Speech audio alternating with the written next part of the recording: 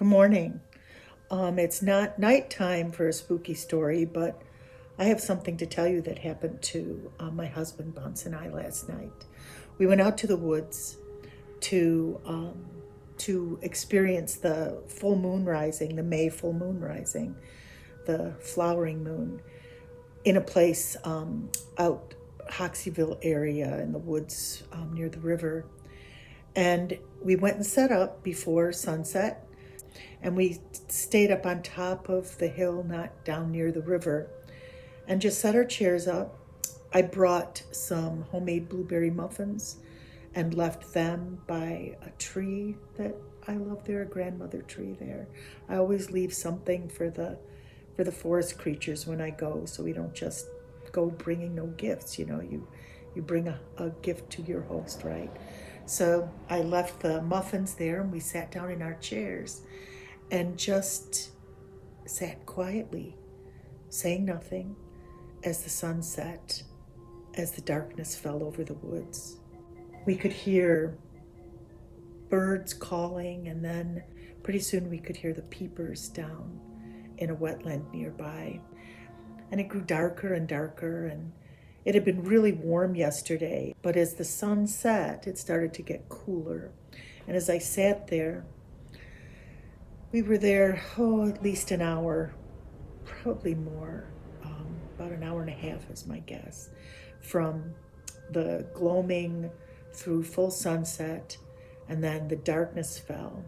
We were facing east where the moon comes up, and I could see through the trees the sky lightning where the moon is. But I couldn't see the moon. I moved a little bit and thought maybe it was behind trees, and after a while we realized that it was cloudy. We just sat there and just sat quietly and experienced it. After a while, I started to feel a little uneasy. I felt like there was movement off to my left and a little bit behind me, but I couldn't see in the dark well enough to see if there was an animal or something there. So I breathed in, because I wanted to make sure it wasn't a bear. There are bears in this area, and this time of year they're hungry, and they move even after dark, especially if there's a full moon, looking for food. And so I did not want us to surprise a bear because we were being so quiet. And I just sat and listened for the sound of the river, when I noticed that the peepers fell silent, and I got a chill. And I thought maybe it's gotten cold. It does that up north here in the spring. And so if it's too cold, if it's below a certain temperature, the peepers stop singing. So I was wondering if it was that cold, but it didn't feel that cold. And I just listened, and it was silent. And then the chill kind of seeped into my bones, and I began to get uncomfortable. My back started hurting. So I just said to my husband, I think maybe we should get going. And he said, okay. And so we started to head back to the car. It was probably 50 feet away, maybe a little bit more. Everything was quiet except for our footsteps in the leaf litter on the forest floor. And just before we reached the car itself, we heard a loud whoop just to my right, very close. And we both stopped. It was not a sound that either of us recognized. And I just whispered, what was that? And then it did it again. And it was so close. It was not, I was thinking maybe it's an owl, but it did not sound like any owl I have heard, nor that my husband had heard. And we just stood very still and listened as it called again. And then far off in the distance, maybe a quarter mile away, this thing was loud too. It was loud and clear. And I heard a response with it was a two-tone pitch, like woo, woo, woo. And just sort of froze there and waited several moments. And when there was no sound, took another couple steps, and then it called again and froze again. We froze again. And I put on my I put on my phone video, but I wanted to try to catch the sound of it. And I left it going for quite a while, and the sound did not repeat. So I stopped the video and took a couple more steps toward the car, and again it whooped at us. And so I stopped and put the video back on and waited and waited and waited, and it did not respond. And it did not respond. So we went back to our car, and as we were driving along, we wanted to hear the peepers some more. So we were driving by this place where there's a pond on one side of the road and a wetland on the other. So we just stopped the car and put the windows down and just sat there just in wonderment at the beautiful song of the spring peepers.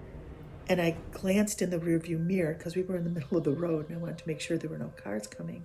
And in the rearview mirror, my foot was on the brake, and reflected in red light was a startling handprint on the back window that was glowing red in the light of the of the brake lights. And I said to my husband, "What the hell is that?" And he turned around and looked, and he's like, "I have no idea." And I said, "Did you put your hand on the back window when you were loading things up into the back?" And he said, "No, I did not." So I took a picture through the rearview mirror. He turned around and took a picture in the red light. And we were like, what is it? What? That is odd, because it looked like, we talked about that the window had not been dusty. We had gone down dirt roads, so we gathered dust on our way there, but we did not have dust on there before we got there, so it wasn't something that was already on the window before we left. When we got home, we were just talking about how odd it was, and the sound, how odd the sound was, and what a strange feeling this whole thing gave us. So when we got back home, there's a street light just out front of our house. And we got out of the car, and I went back and looked at this handprint, not in the red light of the brake lights, but in the white light of the street light. It was a white handprint, a white handprint. I put my hand on the window that was dusty away from it, and what my hand did was remove dust. So it didn't make a white handprint, it made a darkened handprint because the dust was now on my hand, not on the window. This handprint was larger than either mine or my husband's hands. The fingers are elongated.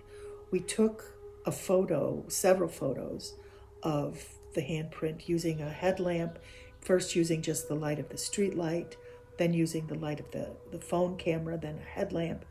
And when you zoom into the photo, it is so strange. You can see fingerprints and palm prints on this handprint, but you can also see what looks like hair or fur in the wrist area and on the lower palm. It is the most unusual thing I have ever seen.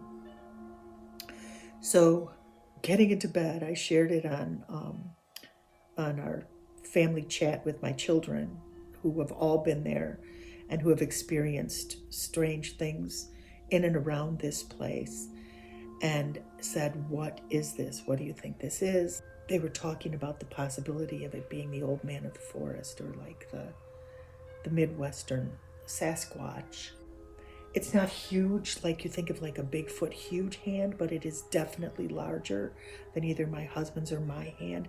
The fingers are longer. It was like it was purposefully placed there. It was so strange. And also then this morning, Rachael sent a clip of YouTube of Sasquatch calls, various Sasquatch calls, like 5 Sasquatch calls, and number 2 in that one sounded exactly like what we heard, what I was trying to dismiss as being a strange owl call. It was not bird-like in any way. It sounded like vocal cords, that it was made from vocal cords. I'm pretty sure that while we were sitting there last night, that the old man of the forest was nearby. I have an ability to sense when things are nearby We all do, we can all sense when somebody enters the room, even if you don't see them, when they're over your shoulder. You just know something is there, and I just felt like something was there.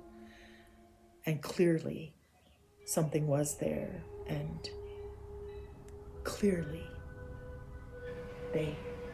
whoever it was, spoke to us, left us the message, and then left us a handprint.